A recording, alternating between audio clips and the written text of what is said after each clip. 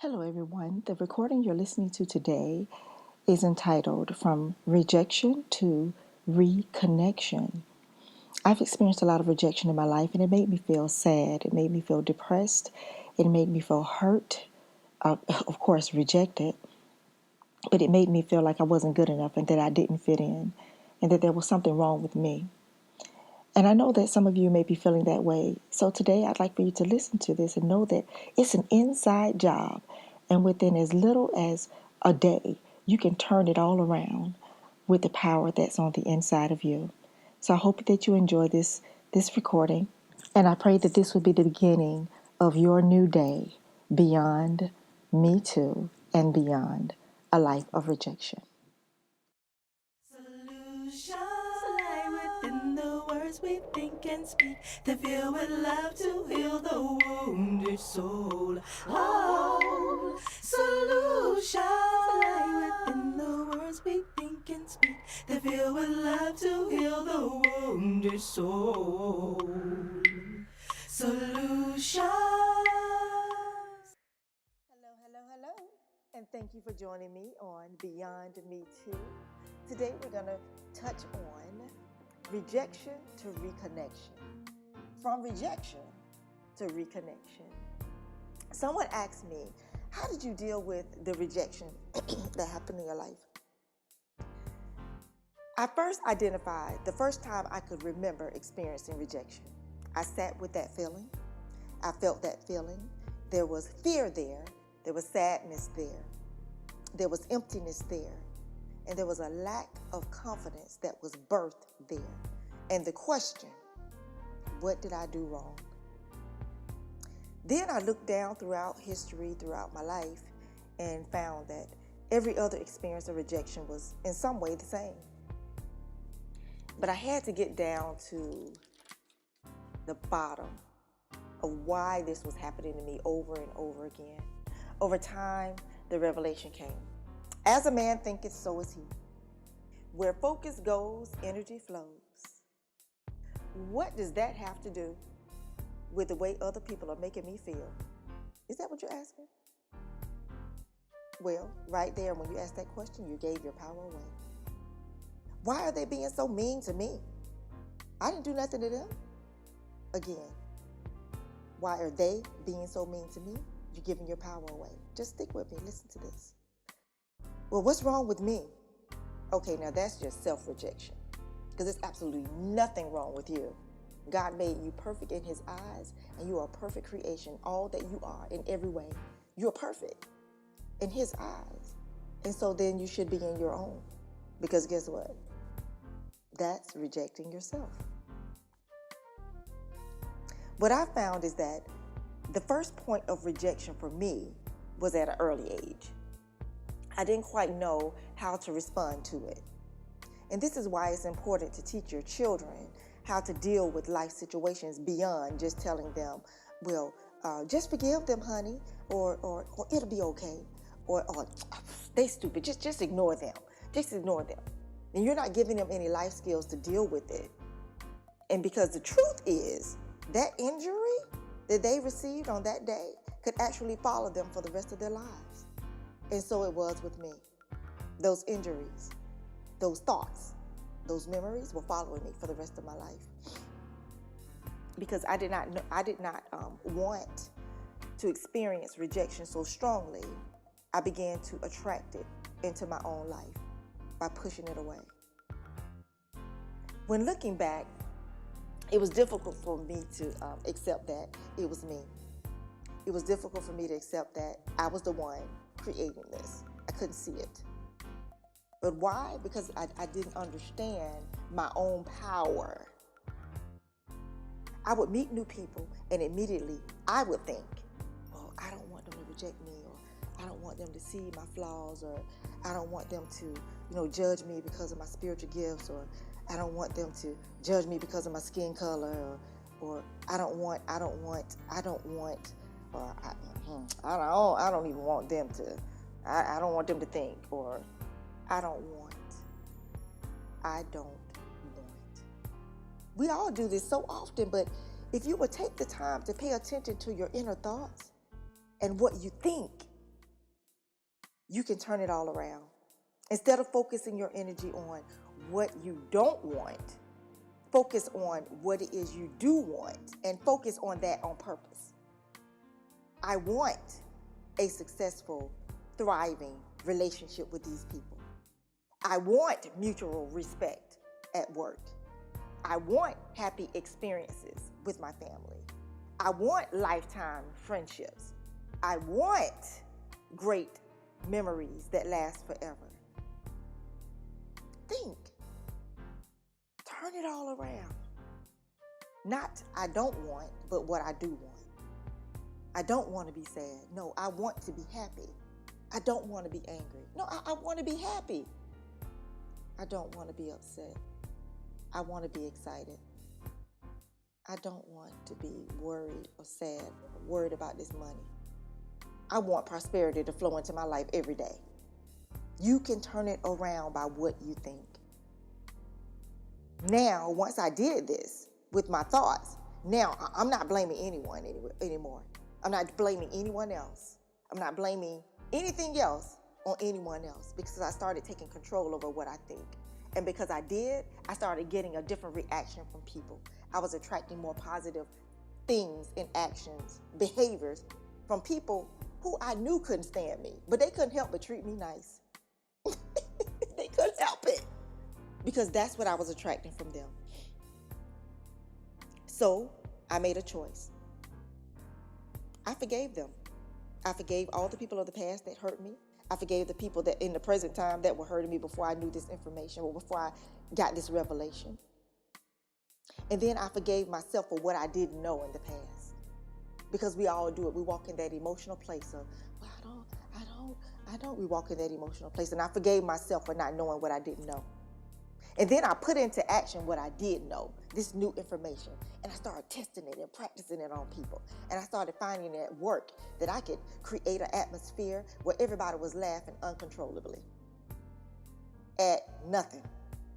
Because before I got there, I would imagine everybody in a happy place with smiles on their face. And it turned the whole atmosphere of the whole entire place around. That's why I told you, don't give your power away. You are the powerful person. You're powerful. As a man thinks, so is he. As a man thinks, so is he. And now, I do know that I am powerful. And I'm full of the ability to create my own thoughts and create through my own thoughts. Because again, as a man thinks, so is he. So I began to believe that all things are possible in a different way. I began to believe that everything is working out for me. And I would say that over and over all day long. Everything is working out for me. Everything is working out for me. Everything is working out for me. So I was having a problem with my car, and there was something going on, and it was shaking real bad. So I took it over to Firestone, and the guy said, Tamara, I took the tire off, and the whole arm broke.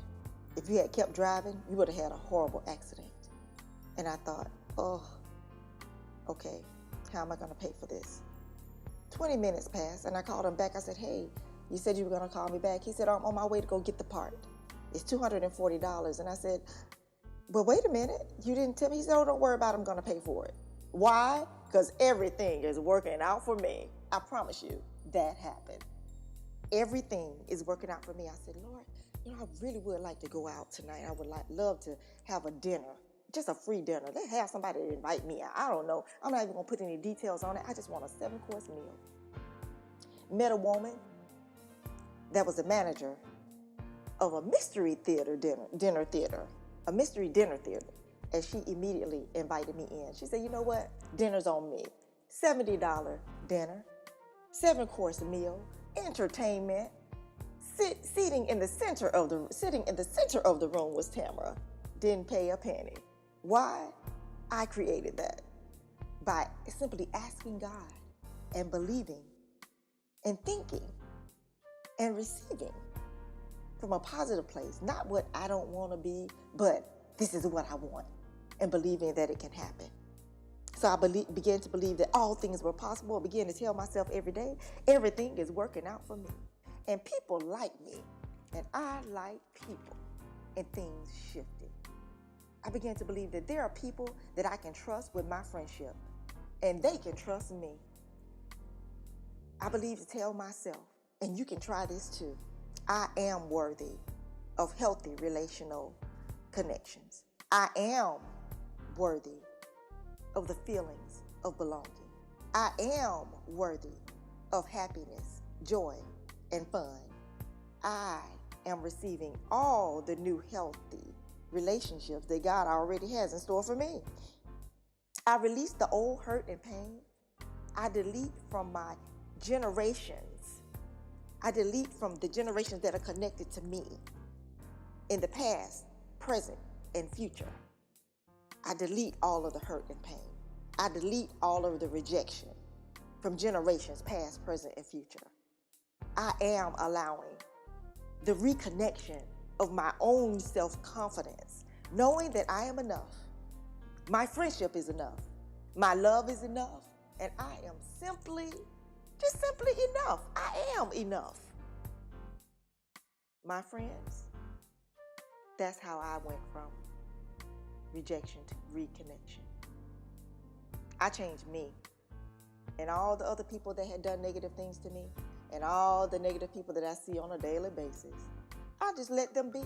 And I focus on anything that's positive about them. Ooh, her hair is so pretty. Ooh, he got a pretty smile. He just over there being negative. I'm like, oh, look at them shoes. I just focus on whatever it is. I like the way he speaks. And if you can't find something negative about something, something positive about something, then you gotta recheck, just check yourself. That shirt that he has on has no wrinkles. Isn't that amazing? He has on a shirt that's not wrinkled. That's something positive. You can find something positive about the most negative person, and then they will change their perspective, and their point of energy that flows from them to you will become positive and not negative, because you want positivity to flow to you in every area. So I changed me and I let them be. Then God and all my angels were free to work on my behalf. I wasn't holding them back with my own negativity, but I was started to receive the blessings and to bring exactly what I wanted and what I needed into my life. Then I willfully let it in on purpose, daily, through prayer and meditation. Before I went to bed at night, because when you sleep at night, for those 8 hours, your mind is gonna think and create for the next day. That's why sometimes you wake up tired, because you will go to bed thinking, ugh, I don't even want to get up and go to work in the morning. And you wake up thinking, ugh, I don't want to even get up and go to work in the morning. But if before you go to bed, you just pray a small prayer, or do an affirmation, and tell yourself, I am worthy of a great day at work tomorrow. I am having a great day at work tomorrow. And I believe all things are working for me. Everything is working out. So you don't have to be specific, be general. Everything is working out for me before you lay down and go to sleep at night. The Bible says don't go to sleep angry. That's it. The Bible says that for a reason, because your mind is going to continue to think as you sleep. And then when you get up in the morning, I willfully let in all the wonderful things that are going to happen to me today. It's going to be a great day on purpose. I'm going to be intentional. If God can be intentional, He's intentional. I can be intentional about how my day is going to be. And some days are not going to be perfect, but most days will be. And when the day is not perfect, just remember and know that sometimes it's just not going to be. And accept that and say, okay, it's not going to be a perfect day today, but I think I can kind of turn it around. The rest of my day is going to be good. The rest of my day is going to turn around for me. The rest of my day is going to be happy. Let me put on some happy music and turn that thing around. You have the power to create the momentum in your life. You have the power to create a positive day. You can do it. You can create a positive day. So I wish you all the love and power and peace on this day. I wish you happiness. I wish you fun. I wish you joy. And I wish that all of your coworkers and everybody in your family would think you crazy, because you are going around all day talking about, oh, everything working out for me. What about that bill you had? It's working out for me. What you gonna do about your car? Oh, it's working out. Everything is working out for me. And you believe it. Nobody has to believe it but you. Only you. Nobody has to believe it but you. You believe that. So I thank you for joining me today for this session of Beyond Me Too, from rejection to reconnection. And you have a wonderful day on purpose.